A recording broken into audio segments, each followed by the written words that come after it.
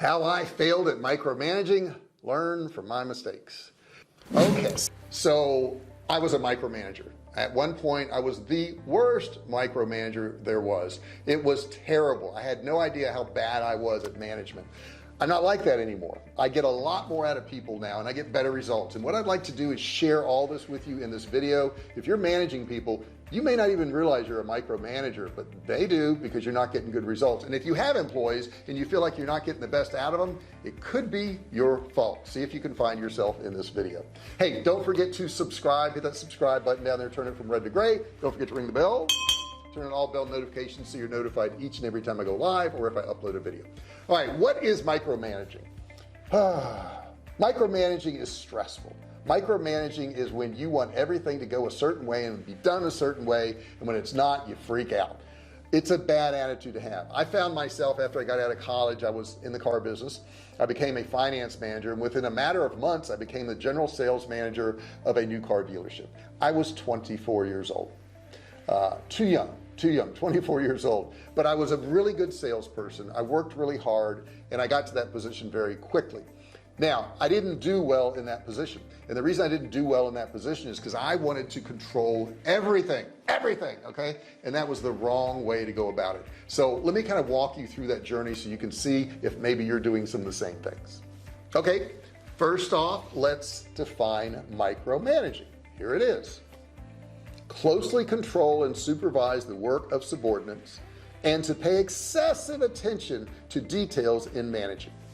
Now, on the surface, you may think, well, you're a great person because you check everything out and you look at everything and you tell everybody everything they're doing wrong, when in fact it's not going to get the best out of people. That's why in this video I want to kind of show you how you can change as a person. We should all change as a person. You shouldn't be the same person you were 5 years or 10 years or 20 years ago. You should be a better person. That's what we're all working towards.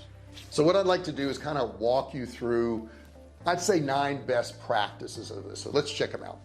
The first one is to develop good communication skills. I see this a lot in micromanagers. People don't even know what's expected of them. They don't know what to do. They don't know how to do it because they haven't been told properly. So you need to work on your communication skills. Are you getting your ideas across to people? A lot of times when people do stuff wrong, it's because they weren't explained to what was required, what they're supposed to do. So work on your communication skills is definitely number 1. Next one is delegate responsibilities.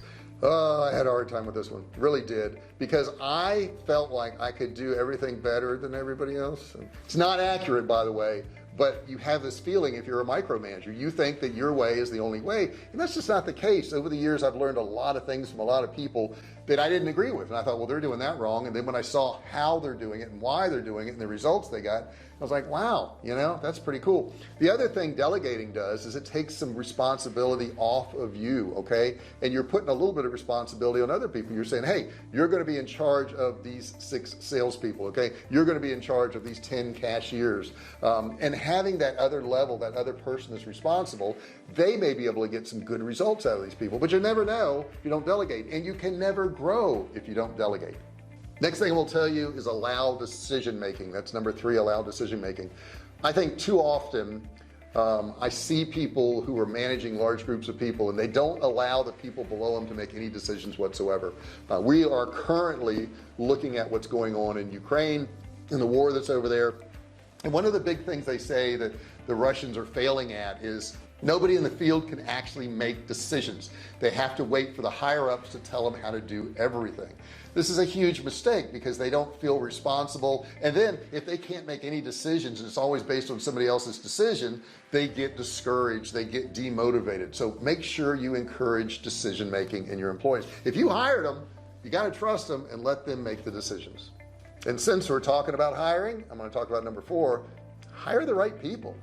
I think a lot of employees that don't work out are because you hired wrong. Did you hire just to fill the spot? Did you hire because you couldn't find anybody better? If you hire wrong, you're never going to get good results, and I see this time and time again. Number 5, set clear expectations as to what you want. Oh my gosh, this is the biggest one. I've dealt with people within my company now. I've dealt with people in the past, and they say, you know, I would have a new car manager, a used car manager, and I would say, hey, your salespeople aren't performing well. And they say, well, they're just terrible salespeople. They're just no good, which goes back to my previous number. Why did you hire them? Okay. And then the next thing I hear is, well, they just don't do what I want them to do. I'm like, did you tell them? Did you tell them what you expected them to do? They say, well, they're not selling enough of the product. And I say, well, did you tell them what you expected, how much you expected them to sell? Did you tell them how to get to those sales? Did you train them to do it? Number 6, let the employees finish their work. Would you like to be judged halfway through? You probably wouldn't. And as a matter of fact, I want you to think of it this way. I've traveled around the world and seen different things, and in many towns I'll see people doing a painting. Maybe it's a caricature painting of somebody sitting in front of them.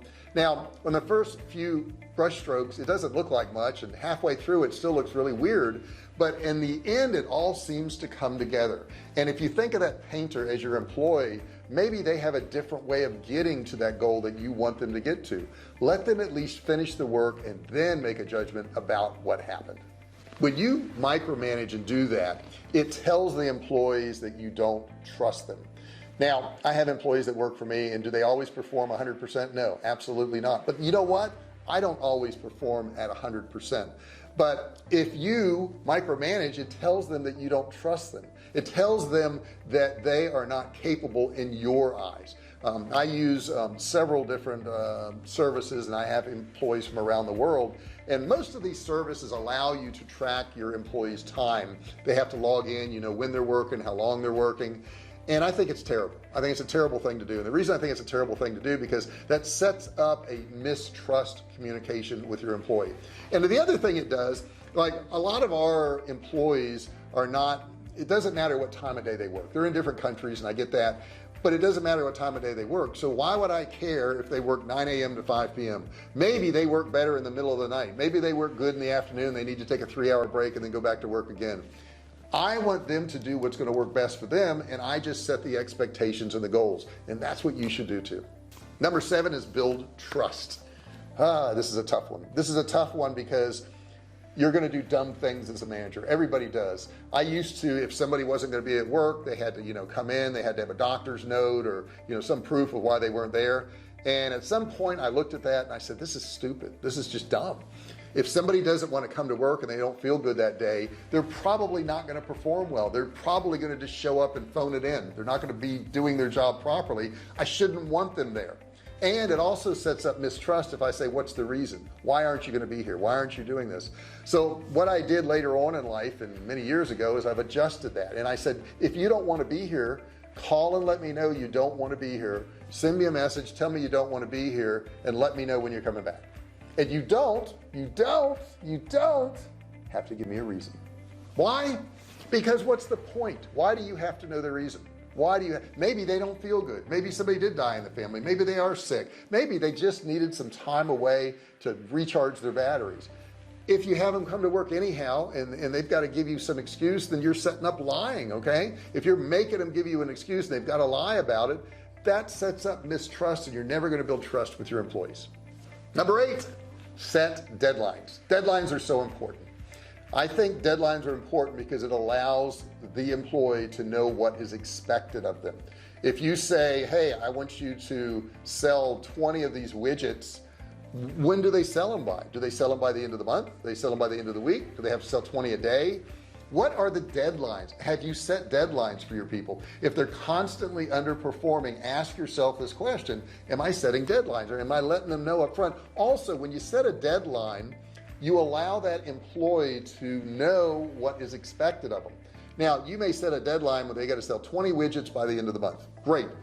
Then what I like to do after I say, hey, this is what I expect, 20 widgets by the end of the month, do you feel like you could do that? Now you're going to get a couple of responses on that. You may have a response where they say, well, there's no way I can do that. That's just too much. I can't do it. Okay. You're going to know. So that way you won't be disappointed at the end of the month when they only sell 12 widgets because they told you up front they couldn't do it. But if you say, I want you to sell 20 widgets, and they go, I can absolutely do that. That's not a problem. What have they just done? they've just committed to you, they've made a commitment to you, and you say, great, at the end of the month, as long as we got 20 widgets out, I'm going to be happy. And you set up an expectation for them too. That's the way to set deadlines. Number 9, stop trying to be a perfectionist. Now, some of you listening to this are going to say, oh my gosh, I'm such a perfectionist. I'm such a perfectionist. No, you're not. There's no such thing as perfection. Absolutely no such thing as perfection. We cannot quantify that. Perfectionism is really just you expecting things that are unrealistic. Okay, doing a good job is one thing. Being a perfectionist is ridiculous because you can never achieve it. I remember when I used to run car dealerships and I had all these salespeople out there, and I would see a salesperson, you know, take a customer, and I'm like, oh gosh, that salesperson is not going to handle that properly. I see that customer, I see that salesperson, and I know they're not going to handle this properly. I've got to go out and help that customer because I know they're not going to do a good job. Very unrealistic. Because why? I can't wait on every customer. That would be ridiculous. Sometimes we would have hundreds of customers. There's no way I can wait on all of them. So if I'm out there waiting on a customer and I'm doing a great job with the customer, but 9 salespeople need my help with something else, what have I done? I've cost 9 sales for that one. So what you have to do is quit expecting people to be perfect. They're not. And I got news for you. You're not either. So let's stop this micromanaging. Let's get better at our communication, what we expect out of people. And I think you're going to find that you have better employees, people working with you instead of working for you, because we all work together to get things accomplished. Let them know that. Let them know it's a team effort. We all just put in our parts, and not every team member is going to be able to put in as much as another team member. Don't expect everybody to do the same amount of work. That's unrealistic. I hope that helps you out. I hope you see yourself in some of this, and maybe you don't see yourself in some of this. Let me know in the comments below. Do you see yourself? Have you done some of these things? What are some of the results you got? Put it in the comments below and let me know. If you've got more questions about managing people or starting, running, and growing online businesses, this is the place for you. Okay, this is the place for you.